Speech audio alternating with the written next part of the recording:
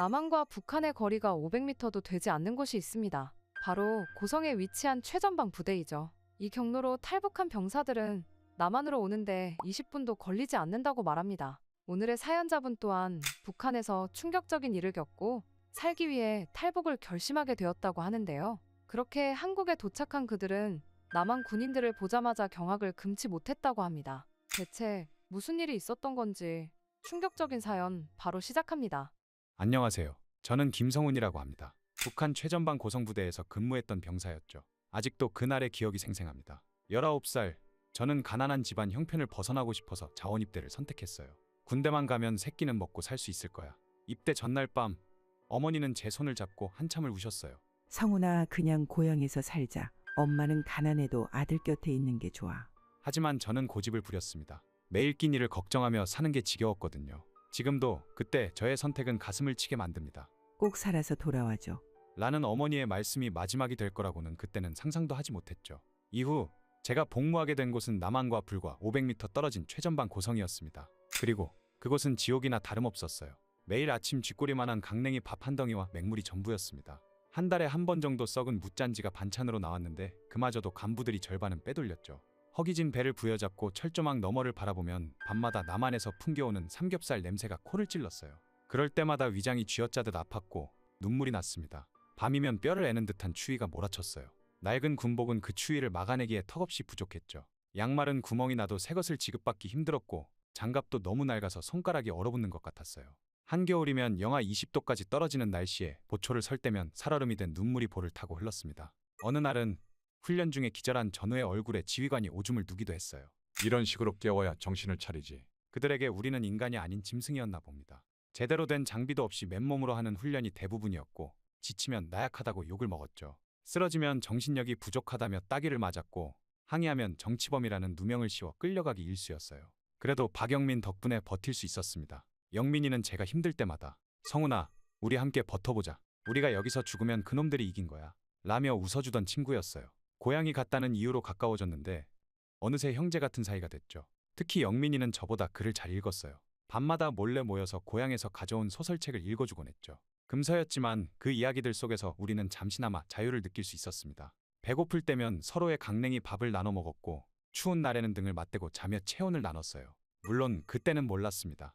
곧 제 인생을 뒤흔들 일이 일어날 것이라는 걸 말이죠. 어느 날 훈련 중에 우연히 발견한 남측의 전단과 건빵은 제 인생을 바꾸는 계기가 됐어요.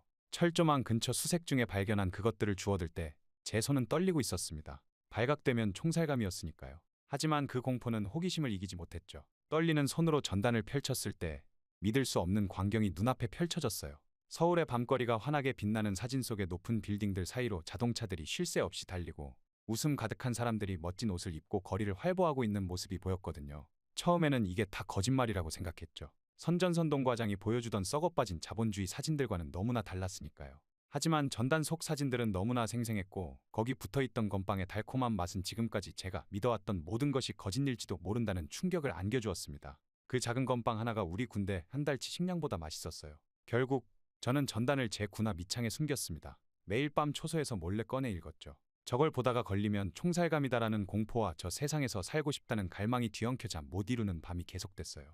왜 우리는 이렇게 굶주리며 살아야 하는 걸까? 왜 우리는 자유롭게 말하지 못하고 생각하지 못하는 걸까? 이런 생각들이 머릿속을 맴돌았습니다. 그러다 결국 사건이 터지고 말았죠. 사건은 남측의 대규모 군사훈련 소식과 함께 폭발했어요. 부대에 긴급 대치 명령이 내려졌고 우리는 72시간 연속 비상근무에 들어갔습니다. 새벽 3시 갑자기 울린 비상사이렌 소리에 모두가 총을 들고 뛰쳐나왔죠. 숨 돌릴 틈도 없이 최전방으로 투입됐습니다. 잠도 제대로 못 자고 식사도 제때 못하면서 총을 들고 있어야 했어요. 밤새 내린 눈은 무릎까지 쌓였고 영하 20도의 강추위에 군화 속 발가락이 뒤틀리는 것 같았습니다. 얼어붙은 손가락은 제대로 움직이지도 않았죠. M16 소총이 얼마나 무거웠던지 팔은 저려오고 어깨는 뻐근했지만 총을 내려놓았다간 당장 구타를 당할 게 뻔했어요. 하지만 쏟아지는 눈발 속에서도 우리는 보초를 서야 했습니다. 눈보라가 휘몰아치는 와중에도 망원경으로 남쪽을 주시해야 했죠. 눈꺼풀이 얼어붙는 것 같았고 의식은 점점 혼미해져 갔어요. 졸음이 쏟아질 때면 뺨을 꼬집고 입술을 깨물며 버텼습니다. 옆 초소의 전우는 졸았다가 발각되어 영하의 날씨에 얼음물 세례를 받았다고 하더군요. 그러던 세 번째 날 새벽 영민이가 갑자기 쓰러졌어요. 사흘 동안 제대로 된 휴식도 없이 보초를 서다가 탈진한 거였죠. 얼어붙은 군복에 몸이 덜덜 떨리는 영민이를 안아보니 체온이 너무 낮았습니다. 물 좀 주세요. 성훈아, 너무 추워. 영민이의 마지막 말이 아직도 귓가에 맴돕니다. 지휘관은 쓰러진 영민이를 발로 걷어찼어요. 이런 나약한 새끼는 죽어야 정신을 차리지. 이래서 너희 같은 천민들은 군대도 못 견디는 거야. 저는 영민이의 차가워져가는 몸을 부둥켜 안은 채 살려달라고 애원했습니다. 제발 의무실에만이라도 데려가게 해주세요. 영민이가 죽어갑니다. 하지만 돌아온 건 따귀뿐이었어요. 너도 똑같이 될래? 아니면 정치범 수용소에 가고 싶어? 협박과 함께 당직실로 끌려갔고 그 사이 영민이는 혼자 눈밭에서 숨을 거뒀습니다. 마지막으로 본 영민이의 얼굴에는 눈물이 얼어붙어 있었어요. 그렇게 영민이의 시신은 다음날 아침까지 그대로 방치됐습니다. 본보기로 놔두라. 이런 나약한 놈들이 어떻게 되는지 똑똑히 봐둬라. 라는 지휘관의 명령이었어요. 밤새 영민이의 시신을 지키며 저는 끊임없이 생각했죠. 새하얀 눈이 영민이의 차가운 얼굴을 덮어갈 때마다 가슴이 미어졌습니다. 이게 정말 사람이 사는 세상인가? 우리는 왜 이렇게 살아야 하나? 개돼지보다 못한 취급을 받으면서 영민이는 그저 물 한 모금을 마시고 싶었을 뿐인데 그날 밤 저는 철조망 너머 환하게 빛나는 나만의 불빛을 바라보며 탈북을 결심했습니다.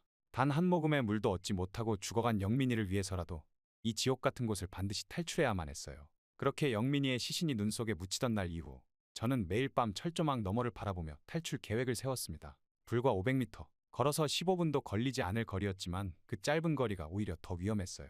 경비가 삼엄했고 지뢰밭과 철조망이 촘촘히 설치되어 있었죠. 하지만 저 혼자서는 불가능했습니다. 믿을 만한 동료가 필요했어요. 며칠을 고민하다 같은 소대의 이재환과 최민혁에게 조심스럽게 말을 꺼냈습니다. 너희도 이렇게 사는 게 지겹지 않아? 처음에는 조심스러운 눈빛을 주고받았지만 곧 그들도 같은 마음이었다는 걸 알게 됐죠. 재환이는 제가 영민이의 시신을 지키던 밤 몰래 담요를 가져다 준 전우였어요. 나도 더는 못 참겠다. 어차피 여기 있다간 우리도 영민이처럼 될 거야. 민혁이도 동의했습니다. 그의 동생은 정치범 수용소에 끌려가 죽었다고 해요. 차라리 죽더라도 한번 시도해보자.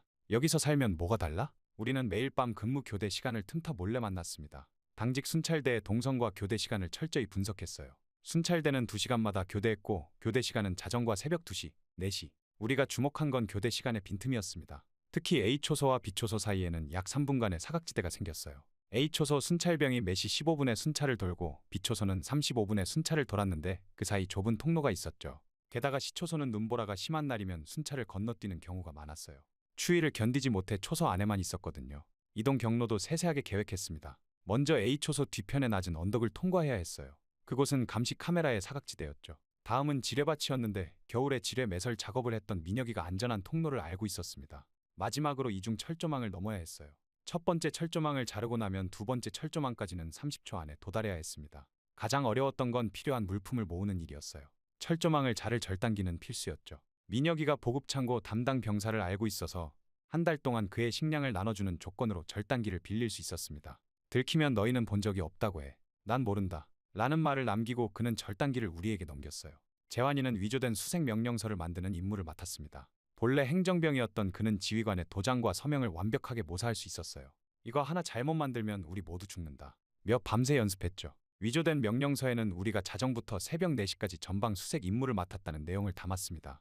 저는 탈출 경로를 답사하는 일을 맡았어요. 매일 밤 순찰을 돌 때마다 지형을 머릿속에 새겼습니다. 어디에 지뢰가 매설되어 있는지, 철조망이 어떤 간격으로 설치되어 있는지, 감시초소에서 사각지대는 어디인지. 특히 주목한 건 감시등이 비치지 않는 구간이었죠. B초소 뒤편의 참호 구간은 감시등이 고장난 지 한 달이 넘었지만 수리하는 사람은 아무도 없었어요. 당연히 각자의 역할도 상세하게 나눴습니다. 제일 앞에서는 제가 가기로 했어요.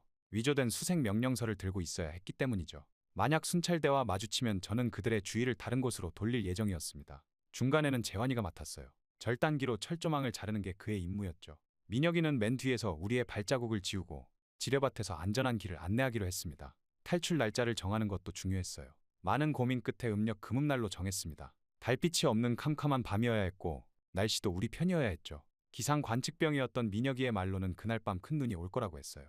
눈이 오면 발자국은 금방 지워지고 시야도 나빠져. 우리한테는 기회야. 하지만 준비 과정은 결코 순탄치 않았습니다. 어느 날은 민혁이가 절단기를 옮기다가 순찰대와 마주칠 뻔했어요. 다행히 눈보라가 심해 발각되지 않았지만 그날 밤 우리 모두 잠을 이루지 못했죠. 재환이는 위조 명령서를 만들다가 손을 다쳤어요. 붕대를 감으면 의심을 살 것 같아 피가 나는 채로 근무를 설 수밖에 없었습니다. 가장 힘들었던 건 마음의 준비였어요. 매일 밤 우리는 서로에게 다짐했습니다. 실패하면 죽는다. 그래도 후회는 없다. 우리가 두려워한 건 죽음이 아니었어요. 북한에 남은 가족들이 받을 고통이었죠. 탈북자 가족이란 낙인이 찍히면 그들의 삶은 지옥이 될 테니까요. 특히 저는 어머니 생각이 많이 났습니다. 꼭 살아서 돌아와라 라던 마지막 말씀이 가슴을 파고들었어요. 돌아가겠다는 약속은 이제 지킬 수 없게 됐지만 적어도 살아남겠다는 약속만큼은 지키고 싶었습니다. 탈출 하루 전 우리는 마지막 점검을 했어요. 절단기는 재환이의 군화 밑창에, 위조 명령서는 제 군복 안쪽 주머니에 숨겼습니다. 민혁이는 지뢰밭을 피해갈 수 있는 경로를 머릿속에 또박또박 새겼죠. 내일이면 모든 게 끝난다. 자유의 땅에서 만나자. 마지막으로 나눈 인사였습니다. 그날 밤 초소에서 마지막 근무를 서며 저는 영민이를 떠올렸어요. 영민아, 우리가 꿈꾸던 자유를 내 목까지 만끽할게. 우리가 어떻게 살았고 어떻게 죽어갔는지 꼭 세상에 알릴게. 철조망 너머로 보이는 나만의 불빛이 그 어느 때보다 밝게 빛나고 있었습니다. 그리고 마침내 음력 금음날 자정, 눈보라가 휘몰아치는 최전방에서 우리의 탈출이 시작됐습니다. 얼어붙은 손으로 위조된 수색 명령서를 꽉 쥐고 첫 번째 초소를 향해 걸음을 옮겼어요. 심장은 터질 듯이 뛰었지만 표정만큼은 평소처럼 담담하게 유지하려 애썼습니다. 1번 초소, 수색조입니다. 떨리는 목소리를 감추며 외쳤어요. 초소 안에 병사가 졸린 눈으로 밖을 내다보더니 천천히 나왔습니다. 이 시간에 수색이라고요? 의심스러운 눈초리로 우리를 바라보는 그에게 위조된 명령서를 내밀었죠. 상부 지시입니다. 남측의 움직임이 수상하다고 해서. 초소 병사는 영하의 날씨에 오래 밖에 있기 싫었는지 명령서를 대충 훑어보고는 고개를 끄덕였어요. 조심히 다녀오십시오. 첫 번째 관문을 통과하는 순간 등줄기에 식은땀이 흘렀습니다. 이제 돌아갈 수 없는 강을 건넌 거였죠. A초소와 B초소 사이의 사각지대로 향했어요. 계획대로 15분이 되자 A초소의 순찰병이 움직이기 시작했고 우리는 그 틈을 타 낮은 언덕을 넘었습니다. 발자국 소리 하나 내지 않으려 온 신경을 곤두세웠죠. 눈보라가 우리의 발자국을 지워주는 게 천만다행이었어요. 그때였어요. 갑작스러운 수색등 불빛이 우리가 있는 방향으로 비춰졌습니다. 누구야? 순찰대의 날카로운 고함이 들렸죠. 심장이 멎는 줄 알았어요. 재환이가 재빨리 눈 속에 엎드렸고 민혁이는 참호 뒤로 몸을 숨겼습니다. 저는 떨리는 손으로 수색 명령서를 들고 앞으로 나섰어요. 수색조입니다. 상부 지시로 나왔습니다. 최대한 침착한 목소리를 내려 노력했지만 목소리가 떨리는 게 느껴졌습니다. 다행히 눈보라가 심해 순찰되는 제 표정을 자세히 보지 못했어요.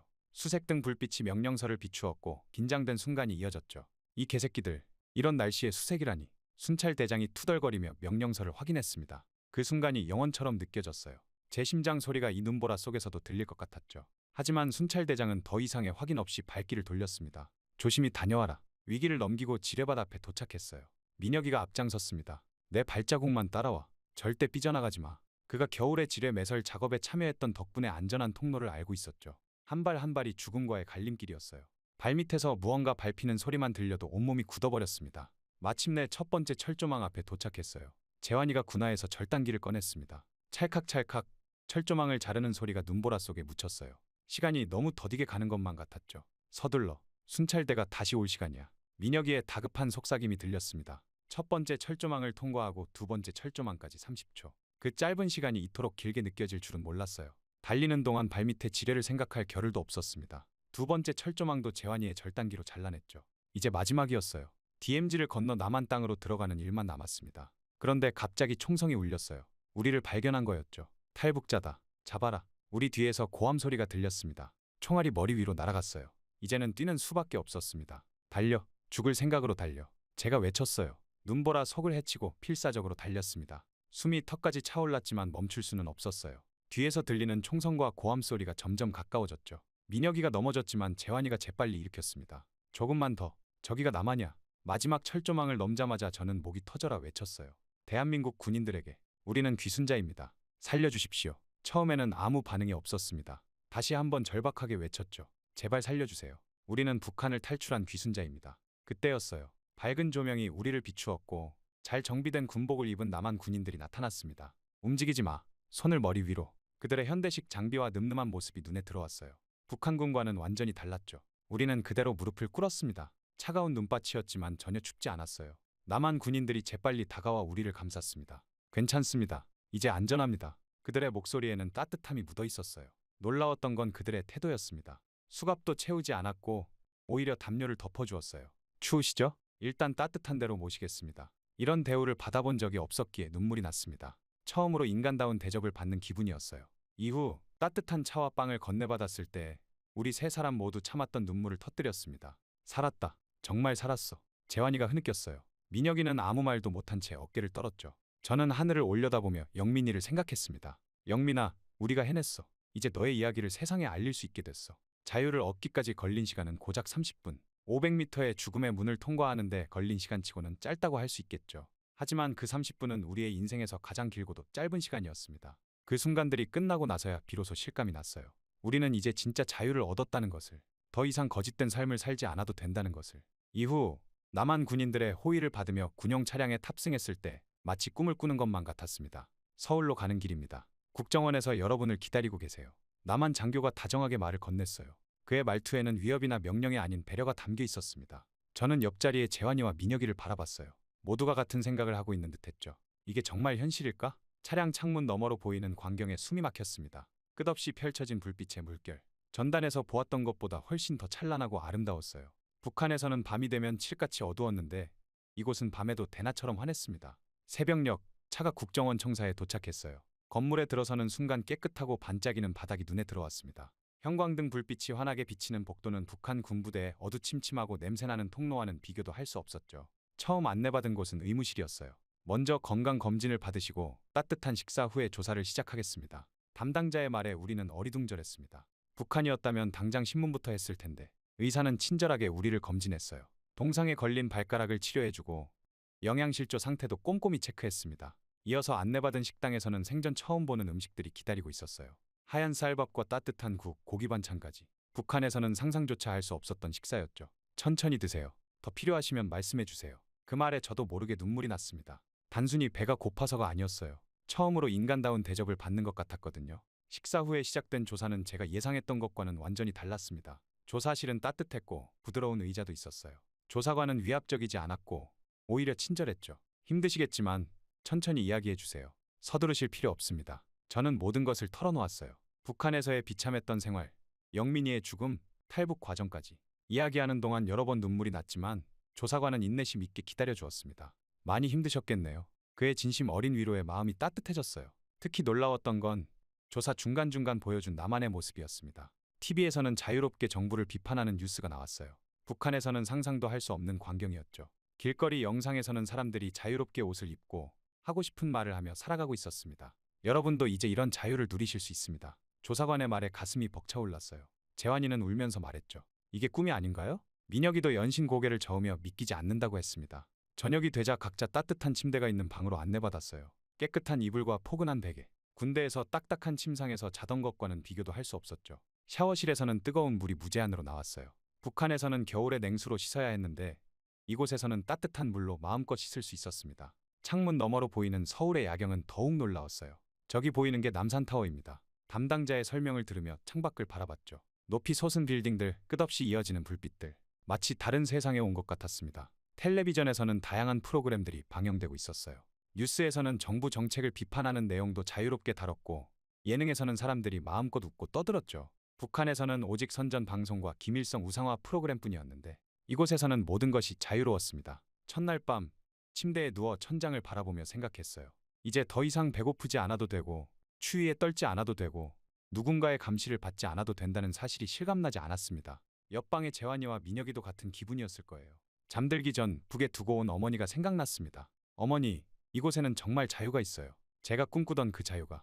눈물이 베개를 적셨지만 이번에는 슬픔의 눈물이 아니었어요.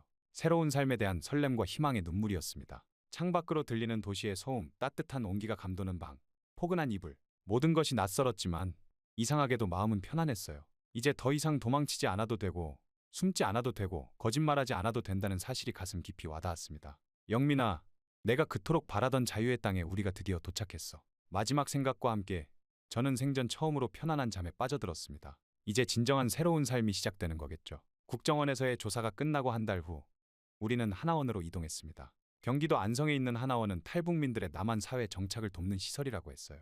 처음 도착했을 때가 아직도 생생합니다. 봄 기운이 완연한 날이었죠. 하나원 앞마당에는 벚꽃이 만발해 있었어요. 북한에서도 봄꽃은 피었지만 이곳의 꽃들은 더욱 자유롭고 평화롭게 보였습니다. 앞으로 12주 동안 이곳에서 지내게 됩니다. 담당 선생님의 설명을 들으며 우리는 각자의 방으로 안내받았어요. 놀라웠던 건 시설의 깨끗함이었습니다. 2인 1실의 방에는 에어컨도 있었고 온수도 24시간 나왔죠. 물을 아껴 써야 하는 거 아닌가요? 제가 조심스레 물었더니 선생님이 웃으며 대답하셨어요. 걱정 마세요. 마음껏 쓰셔도 됩니다. 첫날부터 우리는 충격의 연속이었습니다. 식당에서는 쌀밥을 무제한으로 제공했어요.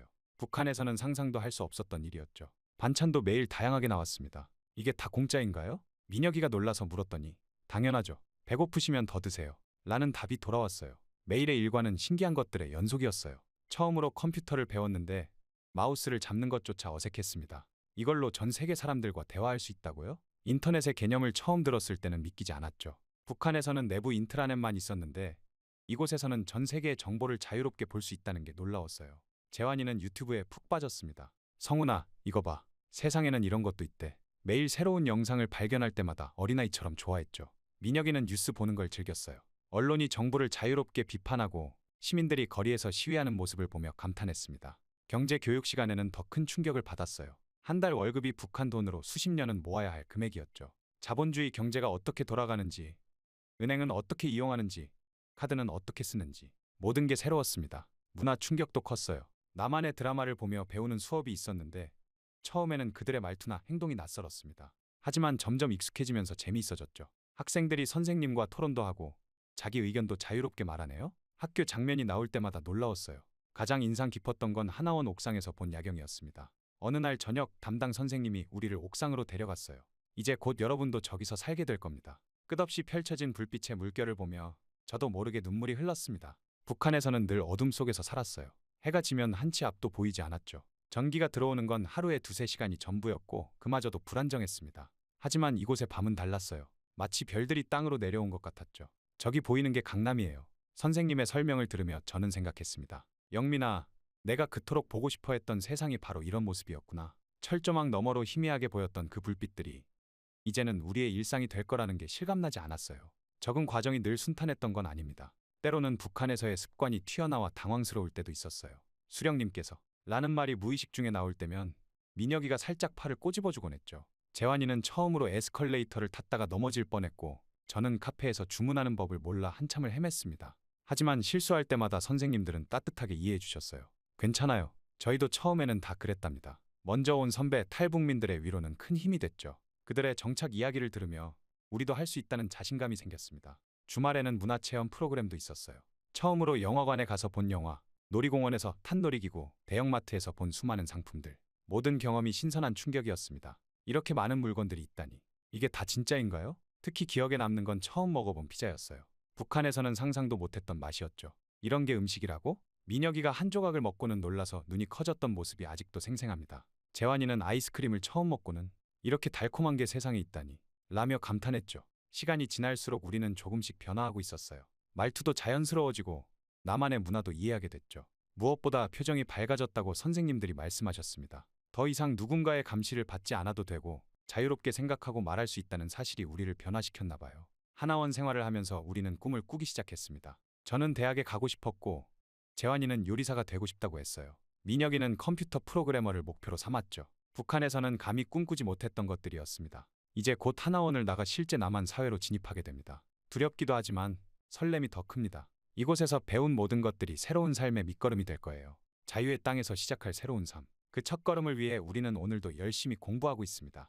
하나원을 수료하던 날, 재환이와 민혁이는 각자의 길을 선택했습니다. 재환이는 요리학교에 등록했고 민혁이는 IT 학원을 다니기로 했어요. 저는 대학 입시를 준비하기로 했습니다. 성훈아, 꼭 성공해서 보자. 서로를 안아주며 각자의 꿈을 향해 발걸음을 내딛었죠. 처음에는 두려웠어요. 23살의 나이에 고등학교 검정고시부터 시작해야 했으니까요.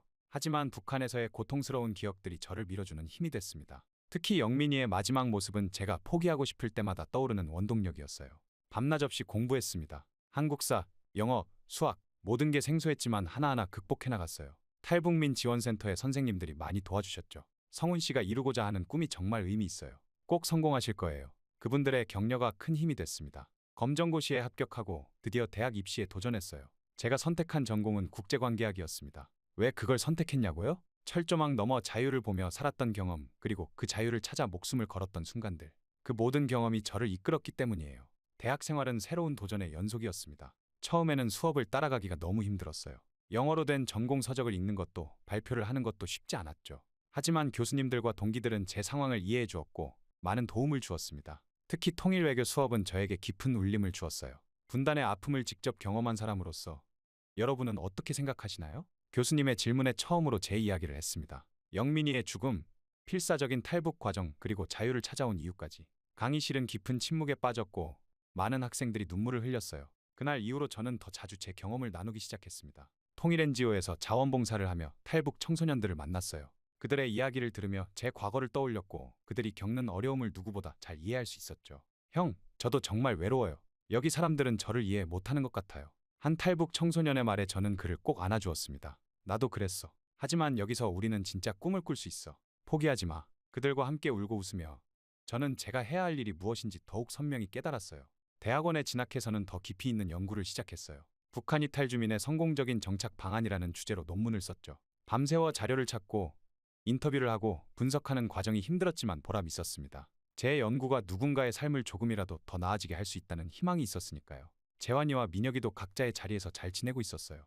재환이는 유명 레스토랑의 셰프가 되었고 민혁이는 IT 회사에 취직했죠. 가끔 만나면 우리는 그날의 이야기를 나눕니다. 500m의 죽음의 문을 넘어온 그날, 영민이를 떠올리며 흘렸던 눈물, 그리고 지금 우리가 이뤄낸 것들까지. 어느 날 한 통일 포럼에서 연설할 기회가 있었어요. 저는 꿈이 있습니다. 통일 외교관이 되어 이 한반도에 진정한 평화를 가져오는 것입니다. 제가 직접 경험했듯이 북한 주민들은 지금도 자유를 갈망하고 있습니다. 우리가 그들에게 희망이 되어야 합니다. 지금 저는 외교부 통일교류과 시험을 준비하고 있어요. 쉽지 않은 길이라는 걸 알지만 멈출 수 없습니다. 영민이의 죽음, 북에 두고 온 어머니, 그리고 아직도 자유를 갈망하는 수많은 북한 주민들. 그들을 위해 제가 할 수 있는 일을 해야 해요.